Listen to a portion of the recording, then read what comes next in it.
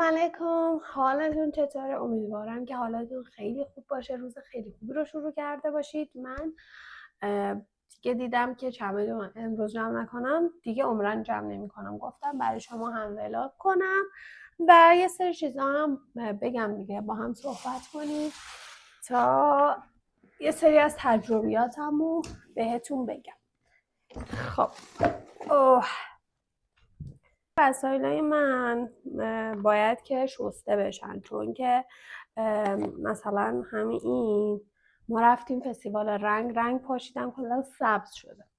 اونایی که شسته باید بشه رو من میذارم یه طرف، اونایی هم که نه اون طرف، ولی احتمالا همش رو باید بشورم، چون به هر حال همش روی چمدون بوده، ممکنه که بو بگیره و اینا. کفشام هم میخوام بشورم. خب این آب پاش از سالن.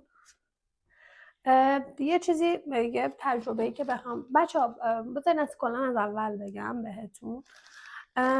این جایی که ما رفتیم به ما گفتن که یه مسابقه خیلی حرفه‌ای و چیزه بین آرایشگرهای ایرانی و آرایشگرهای ترک، ولی هر چیزی بود جز یه مسابقه حرفه‌ای، هیچ چیزش حرفه‌ای نبود. یعنی ما روز مسابقه رفتیم، نه سرشور بود نه خب شستشو برای لاین های رنگ و کراتین خیلی مهمه. ما مجبور شدیم توی دستشویی موهای مدل رو بشوریم. مدل بهمون ندادن، در حالی که گفته بودن مدل میدن. من یعنی یک ربع مونده به مسابقه مدل پیدا کردم. مدل بهمون ندادن در حالی که قرار بود که بدن و زدن زیر قرار و قول و هرچی که گفته بودن. از اون طرف ما رفتیم اونجا، دیدیم نه ترولی هست، ترولی مناسبی نبود اونجا. خب برای ما خیلی مهمه که وسایل دم دستمون باشه. یه میز بزرگ گذاشته بودن اون وسط، همه وسایلشون رو گذاشته بودن اون رو. برق نبود، یعنی پریز نبود اصلا، و 2 تا پریز بود که همه چون زده بودن اونجا هی فیوز میپرید و قطع میشد، یعنی سشوار قطع میشد. سشوار من سوخت اونجا. حالا الان آوردم دوباره امتحانش کنم ببینم که اگر اوکی نیست ببرم بدم درست کنم، یعنی یه خسارت مالی هم به من زدن اونجا. بعد عرضم به خدمتتون که مسابقه که اونجوری و آخرش هم مثلا معلوم نشد که چی به چیه، نه برنده ای معلوم شد، نه چیزی، نه جایزه ای، مثلا یه چیز کاملا مزخرف. و اینکه اصلا هم حرفه‌ای نبود، اصلا، یعنی ما چیز به اسم حرفه‌ای اونجا ندیدیم. از طرف دیگه همه بچه ها معترض بودن، همه بچه ها. یعنی شما کسی رو پیدا نکردی که مثلا بگه که آره اینجا خیلی خوب بود. یعنی موقع برگشت همه داشتن میگفتن که وای فقط بریم خلاص شیم از دستشون. خیلی مدیریتشون افتضاح بود، هیچ چیزی رو گردن نمیگرفتن، هیچی رو قبول نمیکردن.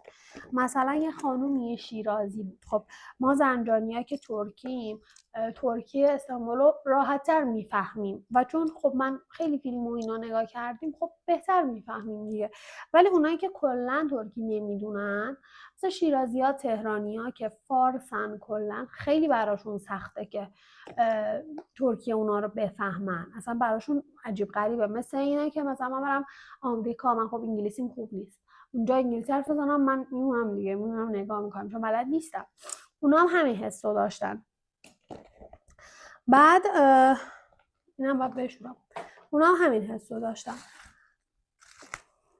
بعد کنسرت رو ببینید، به ما گفتن غذا انقدر گرونه که شما یه وعده غذا هم نمیتونید بخرید، در حالی که من یه دونه اینو برده بودم مثلا بازش نکردم، اصلا گرون نبود، خیلی معقول بود قیمتش. چی داشتم میگفتم؟ آره، بعد اون خانم شیرازی میگفتش که من رفتم به اون کسی که ما رو برده بود، اصلا اسمشو نمیارم اینجا، اون مثلا هماهنگی اینو کرده بود که ما رو ببره.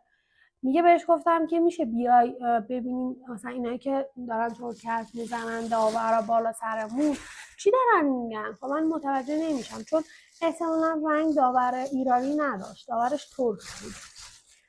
مثلا متوجه نمیشم که این چی میگه. میگه برگشت به من گفت برو بابا تو هم خوشحالی، من کار دارم نمیتونم. یعنی انقدر بی‌ادب و مسئولیت نپذیر. که تو در قبال اون اونایی که تو بردیشون، تو هماهنگ کردی، تو این چیزا رو گفتی و در مقابلش اینجوری داری رفتار میکنی که اصلا یعنی به تو ربطی نداره، چرا داری این کار میکنی؟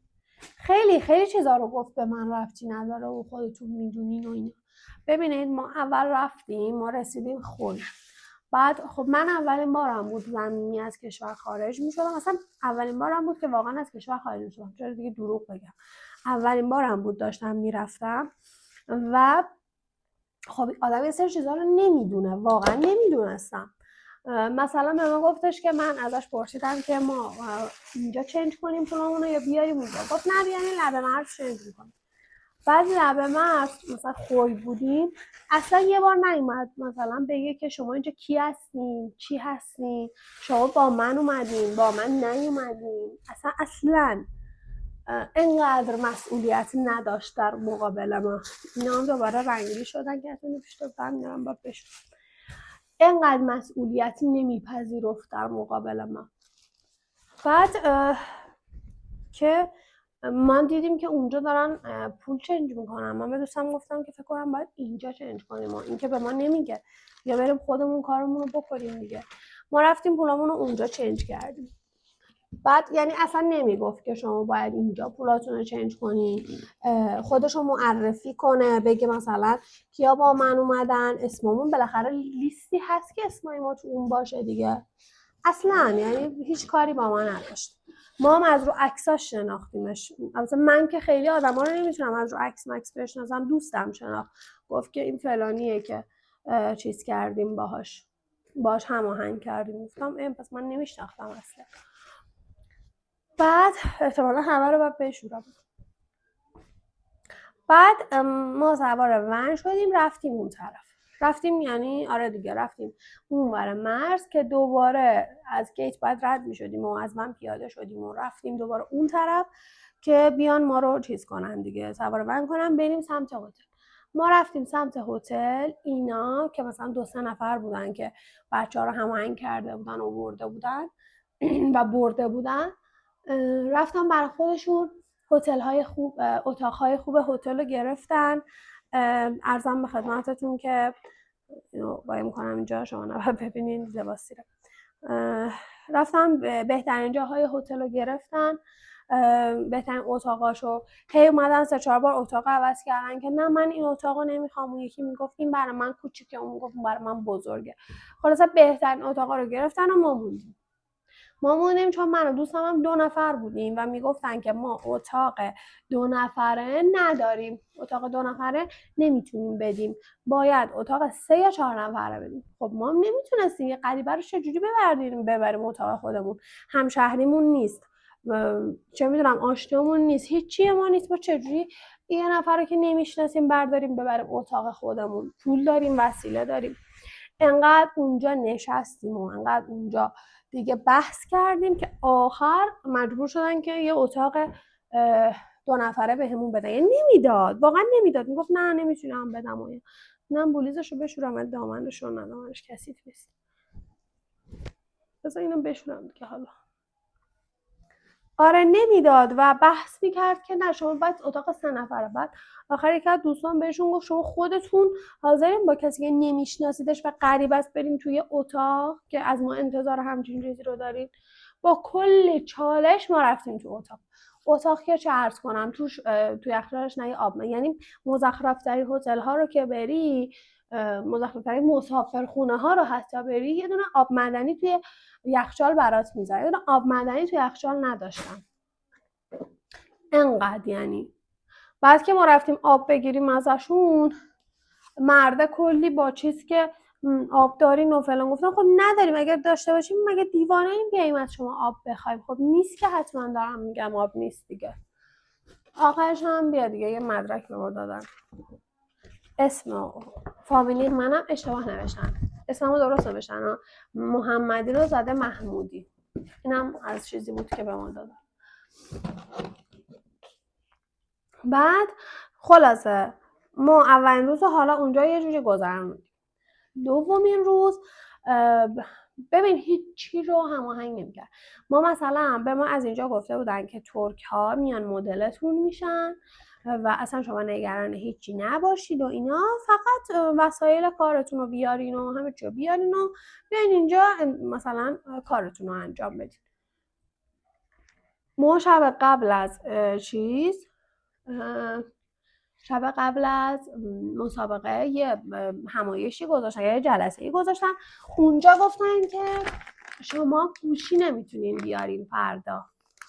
و خب ما گفتیم پس کارهای تولید محتوا اینا ما قرار بود ویدیو بگیریم چیز کنیم. نه، اگر میخواین ویدیو بگیرین 1200 لیر 1250 لیر بدید که براتون اینجا ما فیلم بردار آوردیم براتون تیزر درست بکنم. به پول ما میشه مثلا 5 میلیون برای یه تیزر مثلا 30 ثانیه 40 ثانیه، خیلی زیاد بود. و خب دوست من اعتراض کرد، گفتش که چرا مثلا به ما نگفتین، اینا رو با ما هماهنگ نکردید. و خیلی پررو برگشت گفتش که خب اگه پول نداری بگو از ایران برات بفرستن. اینم گفتش من نمیتونم از ایران بگم برای من پول بفرستن. بعد آقاه شروع کرد که نه چرا پس پول کشتی داشتی، پول نمیدونم چی. گفتم برای اونا برنامه ریزی کرده بودن، چون گفته بودین که قراره اینجاها بریم، ولی من برای فیلم برنامه‌ای نریختم. شما به من نگفتین که قراره فیلم برداری بشه، قراره که مثلا همچین اتفاقی بیفته، قراره پول بگیرید، اونم نه 200 لیر 300 لیر 400 لیر، 1200 لیر پول کمی نیستش که. والا تو ایران بخوای یه تیزر برات درست کنن کمتر از اون در میاد، 5 میلیون پول یه تیزر. بعد خلاصه اونجا دوست من بحث کرد و گفتش که ما اصلا مسابقه شرکت نمی‌کنیم. من پرشدرم، اونم گفت آره شرکت نکن، اصلا اصراری نیست که شرکت بکنید فلان کنید. نگو اینا از قبل خودشون برنامه‌شون رو ریختن دیگه، اصلا نیاز نیستش که ما بخوایم کاری بکنیم. بعد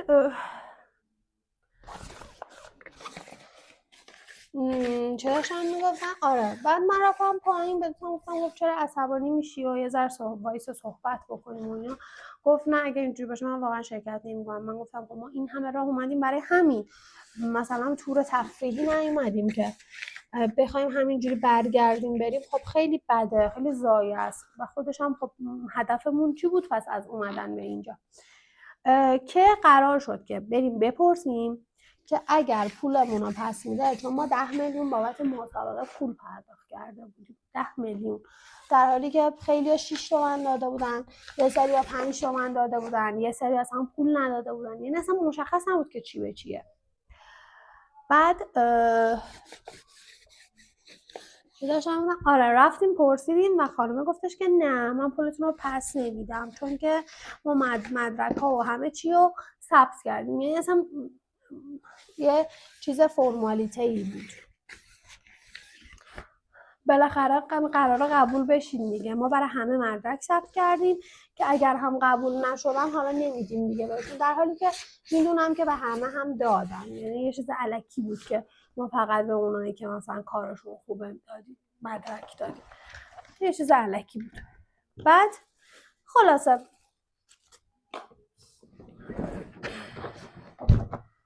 این سیگار از اون سیگاراییه که قرار بود بفروشیم، چون اونجا باید مثلا 3 بوکس سیگار می‌بردی میفروختیم، مثلا یه 500-600 تومن سر هر بوکس به نفعت بود. این از اوناست، حالا فکر نکنید چیه.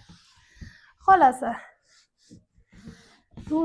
اون روز به ما گفتن که بعد اون روز ما دعوا و فلان که دیگه دیدن اونجوریه و دیدیم که پولمون رو پس نمیدن، گفتیم که خب حالا بریم شرکت کنیم دیگه ببینیم که چیه اصلا.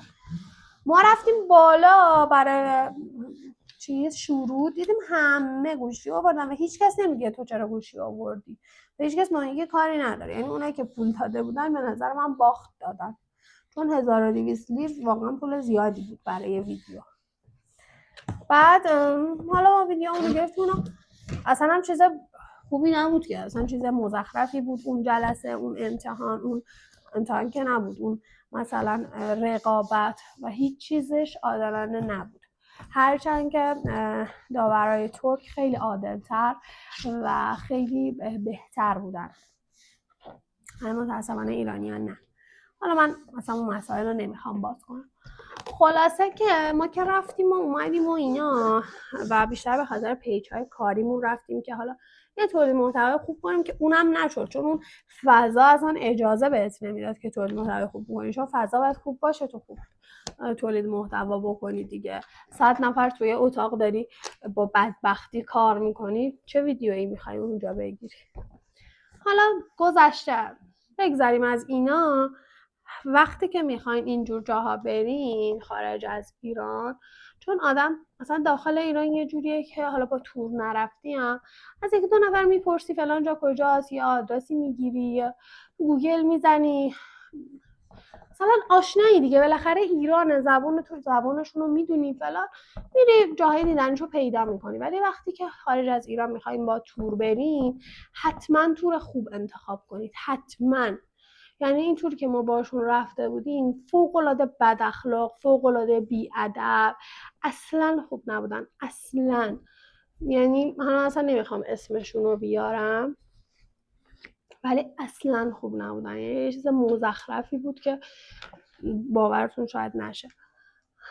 و به خاطر همین میگم که حتما با توری برین که بهتون خوش بگذره، نه اینکه اعصاب خوردی براتون داشته باشه. برای ما کلا اعصاب خوردی بود، یعنی هرچی میگفتی به حرفت گوش نمیدادن، با یه جوری رفتار میکردن که انگار تو رو مثلا موندی تو خیابون، برات داشتن آوردن رایگان اینجا بچرخوننت، انگار نه انگار که این همه هزینه کردی. ما برای مسابقه 10 داده بودیم، برای هتل و رفت آمد و اینا هم 18 تومن داده بودیم، که اون هتل قطعا مشخصه که 18 تومانی نبود، یعنی خیلی پایین‌تر از اینا باید بود. ترتمیز بود، اوکی بود، خوب بود، ولی اصلا کارکنانش بی‌ادب، بی‌تربیت، چون بیشتر دست ایرانی‌ها بود. بعد مسئولیت نپذیر، اصلا مسئولیت نمی‌پذیر. بعد راحت به اتاقا دسترسی داشتن، یعنی ما میرفتیم میومدیم میدیدیم آب گذاشتن تو اتاقامون، در حالی که فکر نمی‌کنم این کار درستی باشه که تو باشی بیای اتاق بقیه رو ببینی. شاید من اصلا یه چیزی اونجا قایم کردم، شاید پولم اونجاست و واقعا همینجوری بود.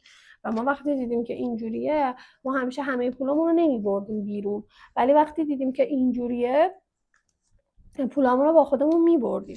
یعنی میخواستیم بریم دیسکو، کیف نمیبردیم، ولی مجبور میشدیم یه جا پولامون رو بذاریم ببریم، چون خب خطرناک بود دیگه وقتی راحت به اتاقت دسترسی دارن. بعد خیلی جالبه، اینجوری میومدن تو اتاق، همه چی رو مثلا آب میذاشتن براتو، کاراتو میکردن، کارا که نمیکردن، آب میذاشتن میرفتن. بعد یه خانومی احتمالاً بعد از اون جلسه که خودش اومده بود، همسرش و بچه‌اش رفته بودن بیرون دیگه، کارتو به این نداده بودن. این بنده خدا مونده بود بیرون، یزدی هم بود فکر میکنم یا اصفهانی بود. بعد رفته بود بهشون گفته بود که آقا من همسرم رفته بیرون، کارتو با خودش برده، بیاین اتاق منو باز کنیم من برم تو. گفته بودن نه نمیتونیم اتاقو باز کنیم، اصلا ما نداریم همچین چیزی که ما اتاقو باز کنیم، باید با کارت خودت باشه. اصلا همچین چیزی ممکن نیستش که توی همه هتل‌ها این امکان هستش که در باز بشه، همه یدکی دارن. چرا؟ چون به هر حال اتفاق دیگه ممکنه بیفته، ممکنه در از اون قفل بشه یا هر اتفاقی.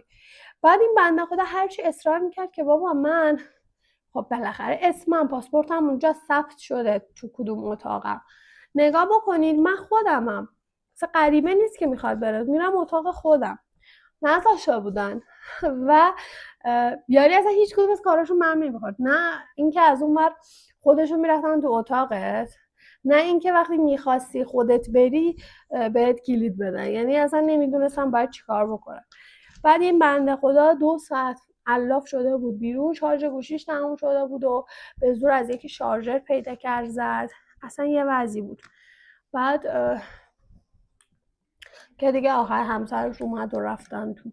یعنی یه چیز کاملا قراقاتی و نامنظم و بدون برنامه ریزی و اصلا یه چیز افتضاحی. به خاطر همین میگم که یه توری برین، یه هتلی برین، خیلی راجبش تحقیق کنین، ببینین که چجوریه. ما اشتباهی که کردیم اصلا دست ما هم نبود. ما البته ما فکر میکردیم که خب مسابقه انقدر حرفه‌ایه، انقدر خوبه که عمرن اینا مثلا چیز بد، جای بد ما رو نمیبرن، ولی متاسفانه همه اینا شو آف بود برای خودشون، شو آف برای داورای اونجا، برای پیج های خودشون، چون همه هنرجوهاشون رو آورده بودن اونجا، ازشون ویدیو میگرفتن، تجلیل میکردن. بعد ما این وسط وایساده بودیم نگاه میکرد و یه چیز ناعادلانه مزخرفی بود. یعنی به نظرم اینجور جاها هم که آدم بره با یه استادی چیزی بره که اون حداقل هوا تو داشته باشه اگر میخوای تولید محتوا کنی دستمون. ولی من اصلا نپسندیدم این رفتار رو و این گروه کاملا مزخرفی بود. هیچ هماهنگی با هم نداشتن، هیچ همبستگی با هم نداشتن. یعنی یکی یه چیزی میگفت اون یکی یه چیز دیگه میگفت، اصلا با هم یکی نبودن حرفا و رفتار و چیزشون. یعنی کلا هر کی ساز خودشون میزد دیگه.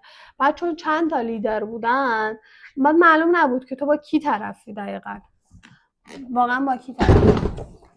بعد برگشتن یعنی یکی به ما گفتش که شما باید مثلا اون کسی که با شما رو ثبت نام کرده و آورده باید همه چی رو به شما میگفت. گفتم اون بابا هیچی نگفت، هیچی. هر وقت ازش هر چی پرسیدیم گفت حالا مثلا بعداً میگم، حالا فعلا مشخص نیست، بعداً بهتون میگم که چی شده چه خبره فلان.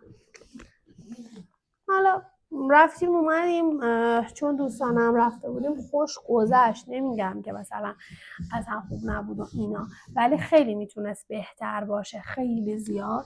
چون که خب جاهای خیلی خوبی رفتیم، سفر مثلا الکی نبود، سفر خوبی بود، میتونست خیلی بهتر از این برنامه ریزی بشه. ولی متاسفانه نه، متاسفانه هیچ برنامه ریزی درستی پشت این ماجرا نبود. یعنی به نظر من اصلا اینا حتی برای اون رقابت هم برنامه ای نداشتن. یعنی شما باورتون نشه اصلا داورا با هم دعواشون شده بود در این حد. یعنی خودشون با خودشون اوکی نبودن. این داور با اون داور بحث کرده بود، این یکی نمیم توف کرده بود تو صورت اون. اصلا یه وضعی بود. و به نظر من اینا مثلا یه هفته قبل نرفته بودن بشینن یه جای صحبتی بکنن، بگن آقا مثلا چیکار باید بکنیم، چجوری باید پوان بدیم، بر چه اساسی باید پوان بدیم، به کیا قرار مدرک بدیم، به همه قراره بدیم یا فقط به اونایی که کارشون خوب بود. به ما گفتن که فقط به اونایی که کارشون خوب بود ما مدرک میدیم. ولی خب از هنرجوهایی که خودشون آورده بودن خیلی بیشتر تجلیل کردن و ما فقط نگاه تماشاگر بودیم. یعنی بین اونا از اونا تجلیل میکردن، ما اینجوری نگاه میکردیم. خب اونا برای پیج خودشون بود دیگه، برای شو آف تو پیج خودشون که آره مثلا هنرجوهای من این کارو کردن و اون کارو کردن و برنده شدن، و در حالی که مثلا همچین چیزی نبود. و واقعا من تعجب کردم که چرا باید، تعجب که البته نه، من خیلی دیده بودم اینجور شو آفا رو، ولی دیگه اینقدرشون نه. واقعا دیده بودم که یه نفر که مثلا اگر مشتری کمی داره یا مشتری راضی خیلی نداره خیلی داره شو آف میکنه تو پیجش، ولی دیگه ندیده بودم یکی از دم همه رو دروغ بگه تو پیج. و این خیلی برام جالب بود. خوبه دیگه اینجوری نون در میارن، چون بیچاره مردم که نمیدونن اون چیزی که من به اشتراک میذارم و شما میبینید دیگه پشت صحنه که نمیدونید چه خبر. بالاخره تمیز شد.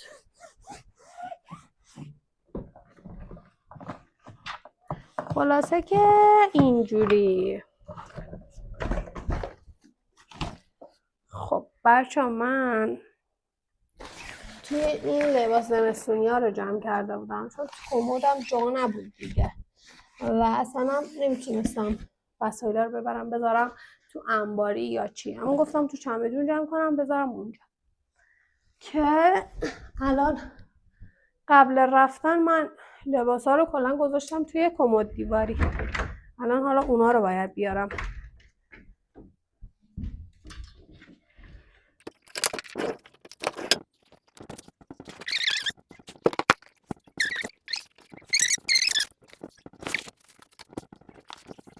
چیزی بگم بچه‌ها، من خب همسرم نیومده بود دیگه این سفر رو، چون خب شغلش آزاده نمیتونست کارشو این همه تایم ول کنه و بیاد.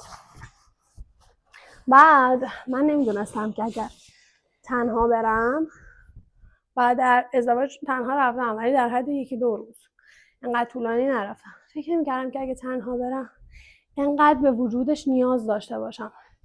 یعنی من هی میگفتم که کاش مثلا فلان جا همسرم بود، کاش همسرم بود. چون واقعا کشور دیگه خیلی سخته که مثلا تو هیچ کس نداشته باشی و وابسته فقط به یه نفر، به دوستت باشی. دوست منم خب اونجا یکی دو نفر بودن که باهاشون ارتباط داشت، مثلا یکی 2 ساعت میدیدی رفته پیش اونا، من مثلا میموندم که چیکار کنم، کجا برم، چه کاری انجام بدم واقعا.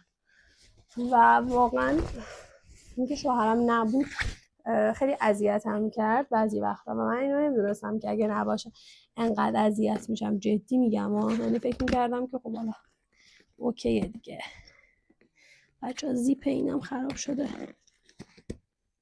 یعنی هر 2 تا زیپش خراب شد. وقتی زیپش خرابه یه بعد اینو بیارم رو هم شو داره.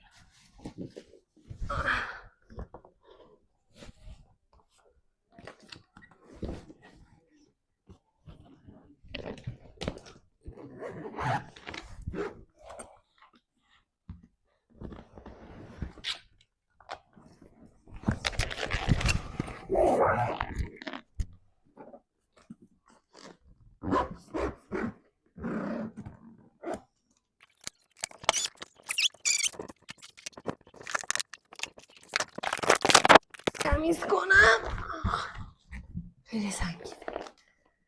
یعنی ما این همه بار بردیم، من موادامو همه رو بردم، گفتم ممکنه که گیر بدن و بگن این چه موادیه، چرا مثلا جعبه‌شو نیاوردی فلان. انقدر مسابقه مزخرف بود که اصلا این چیزا رو نپرسیدن. خب خدا رو شکر که نریختن، نگران بودم که بریزه.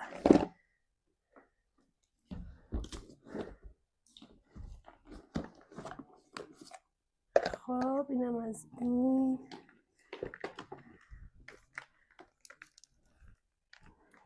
خب اینا رو باید جمع کنم که میخوام ببرم سالن. تو این کیف نمیتونم چون کیف برای دوستمه، من اصلا از این کیفا نداشتم. گفتم که این راحته از این بگیرم که اونجا مثلا وسایلامو راحت ببرم دیگه، تو این کیسه میسه ها نبرم. منم که میگم مسابقه انقدر مزخرف بود، انقدر غیر حرفه‌ای بود که اصلا اینم نمیبردم اوکی بود.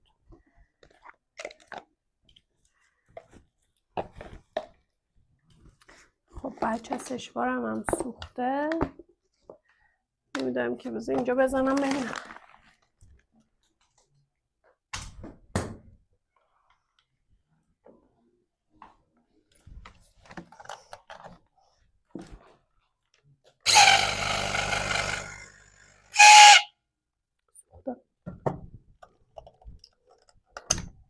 بعد بذارم میمونه ببرم درستش کنم. یه خسارت هم ما اینجا دیدیم.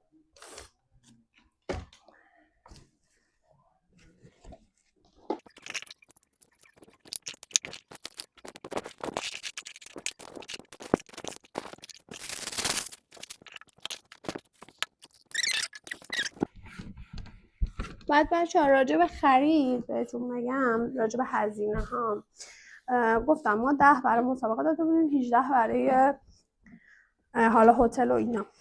ولی من میدیدم توی تورا مثلا هتل 14 هم بود، بالاتر هم بود. احتمالاً خب هتل‌ها فرق میکنن دیگه و خب رفت آمد هم فرق میکنه، یه سری با هواپیما و اینا میبردن و خب اون فرق میکرد. ولی اکثر تورا زمینی هن، اکثر تورایی که قیمتشون مناسب تره زمینی هن.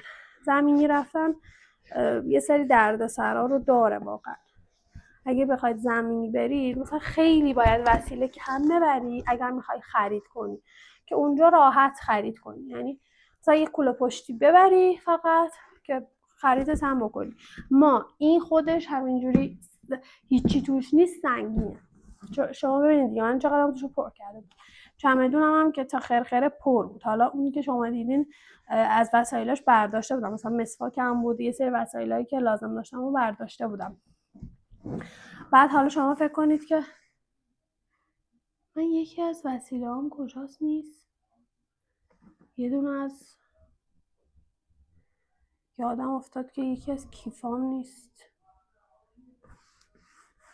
حالا الان نگاه میکنم این من اون من. آره چی داشتم میگفتم؟ آره اگر به قصد خرید میرین باید وسیله خیلی کم ببرین زمینی میرین که برگشتنی دیگه مثلا فقط اونا رو بیارین، چون هی باید ون عوض کنی و پیاده شی و وایسی و اینا. ما مثلا برای چیز من اصلا نتونستم خیلی خرید کنم، چون یه سری چیزا دیدم خوشم اومد، بعد فکر کردم که وای من چجوری میخوام ببرم تا اونجا پیاده، و خب همسرم هم نبود، دست تنها بودم، اصلا نمیتونستم حمل کنم، یه سری چیزا رو اصلا نخریدم. ولی اگر که شما میخواین به قصد خرید برین و خرید بکنین باید که وسیله با خودتون کم ببرین که برگشتن دیگه راحت باشین. راجع به قیمت ها تقریبا به لیر خوبه، یعنی اون کسایی که اونجا هم خوبه، ولی به پول ما همون میشد، به پول ما مثلا همون مثل ایران بود. ولی خب جنس کیفیت ها فرق دارن دیگه، اینا رو هم باید در نظر بگیرید. خب اینم از این. این بود، دنبال این بودم. جلگیس برده بودم و اینو برده بودم، ماسکمون بود، مام بود، بعد اینا وسیله های شامپو و اینا بود که باید اینا رو ببرم همون بشورم، بذارم اینجا. میکروفونم احتمالا خاموش شده بود، اگه صدام کم شده به خاطر اونه. خب اینا رو میخوام اتو کنم. بعد اینا که آشغال بود دیگه، چه آشغالی داریم. ببین این ریزمیزا رو جمع کردنش خیلی سخته واقعا. خب دیگه پس من با شما خداحافظی کنم، چون احتمالا الان نیم ساعت که نه، یه ربع دیگه فکر کنم برق میره که اینا رو هم اتو کنم، شاید امروز ببرم بهشون بدم و دیگه این باقی مونده ها رو هم جمع کنم. امیدوارم که این ولاگو دوست داشته باشین و از تجربیاتم استفاده کنین. خلاصه و لب مطلبی که باید بهتون میگفتم این بود که حتما با لیدر خوب برید مسافرت. حتما اینو اصلا فراموش نکنید، یعنی خیلی تحقیق کنید راجع به لیدر. یعنی اگر تور اینجوریه من واقعا نمیدونم دیگه چی باید بگم. حتما با لیدر خوب برید مسافرت، و اگر زمینی میرید وسایل کم با خودتون ببرین که اگر میخواید خرید کنین که برگشتنی راحت باشین. ولی اگر نه به قصد فقط تفریح و اینا میرین که دیگه هر چی دوست داشتین با خودتون ببرین و سعی کنین تا میتونین با اتوبوس نرین یا با قطار برین یا حالا با پرواز برین که اوکی باشه براتون. ولی اگر هم با اتوبوس برید که دیگه بهتر، همسفر خوب که داشته باشی همه چیش میچسبه. همین دیگه. خیلی ممنون که تا آخر تماشا کردین ولاگ رو. امیدوارم که مفید بوده باشه براتون و همین. تا ولاگای بعدی، خدافظ. من خریدامو بهتون نشون داده بودم ولی احتمالا میکروفونم قطع شده بود و چون از اونجا بیلبیلکش وصل بود کلا صدام صفر بود، یعنی صدا نداشتم. به خاطر همین دوباره اومدم، یعنی اینجا رو جمع کردم، دوباره اومدم که اینا رو بهتون نشون بدم. خب من برای خودم خیلی خرید نکردم چون که برای برگشت خیلی برای ما سخت میشد، چون زمین اومده بودیم خیلی چیزا دیدم، مثلا ظرف و ظروف خیلی خوشم اومد که بگیرم ولی عملا پول رو میشد تا اینجا، چون ما دوباره منو عوض کردیم و خب بالاخره زمینی سخته دیگه. اگر که میخوایم برای خرید برین مثلا یه کوله پشتی با خودتون ببرین فقط، که مثلا رفتین اونجا فقط راحت خرید بکنین که برگشتنی وسیله خریدتون باشه. ولی چون ما چمدون من که تا خرخره پر بود، از اون طرف وسیله های کارم بود، حالا نمیدونم اینا رو تو ویدیوهای قبلی توضیح دادم یا نه. خلاصه که من خیلی چیز نداشتم. بعد راجع به هزینه ها من نزدیک 35 تومن پول رو تبدیل به لیر کردم که تقریبا شد 8000 خورده ای. حالا مالیات و اینا هم در میومدم، اگر نمیشد 9000. بعد از اون هم 8000 9000 2000 تاشو برگردوندم، یعنی همشو خرج نکردم. کشتی رفتیم، کلاب رفتیم، خرید کردیم، غذا خوردیم، یعنی خیلی چیز گرونی نبود که بخوام بگم که خیلی گرون بود و اینا، خیلی معمولی بود. یعنی شما اگر بخواید خرید کنین نزدیک 50 60 تومن بکنم داشته باشین اوکی باشه براتون که همه چی بتونین بخرید. من چیزی ندیدم که خیلی خوشم بیاد.